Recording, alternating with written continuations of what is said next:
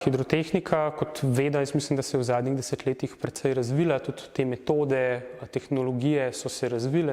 V neki vsakdanji praksi, če z vidika načrtovanja, se pogosto uporablja hidravlične modele, zato da se določi obseg, potencialni obseg poplavnih voda, oziroma da se izriše tako imenovane poplavne karte, ki se potem uporabijo kot del prostorskih načrtov, recimo.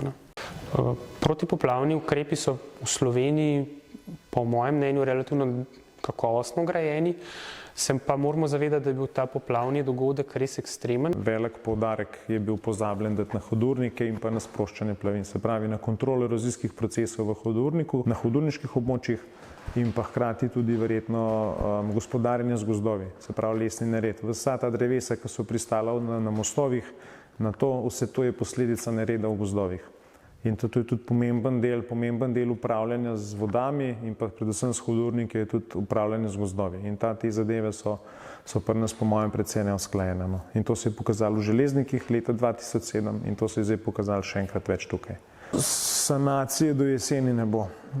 To mislim, da moramo se iskreno priznati.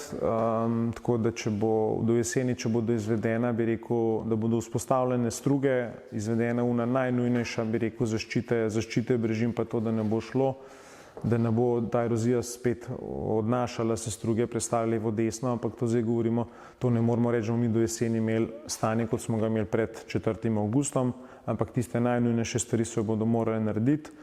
Struge se bodo očistile, hodurniki, če se bodo očistili, ampak te količine materijala so res ogromne, tako da to bo, je pa res jesenska deževja, običajno so pač, pa potem neka decembrska, te Miklavževe povodnje, božične povodnje, to je vse tisto, kar nas letos še čaka, ampak od lokacije do lokacije mogoče bo treba pri takih, se pravi za povratne dobe oziroma dogodke, ki prej ne bi vzbujali neke resne skrbi, bo mogoče zdaj treba biti bolj pozoren, pa zavedati se, kje so kritične lokacije in tam mogoče tekom dogodka že kakšne interventna dela pač upravljati in s tem mogoče izboljšati stanje. Ne bo pa enostavna jesen, niti pol. Jaz mislim, da ne samo ta, da mogoče že kakšna naslednja jesen, da še ne bo pa povsem mirna, kar se tiče poplavne problematike.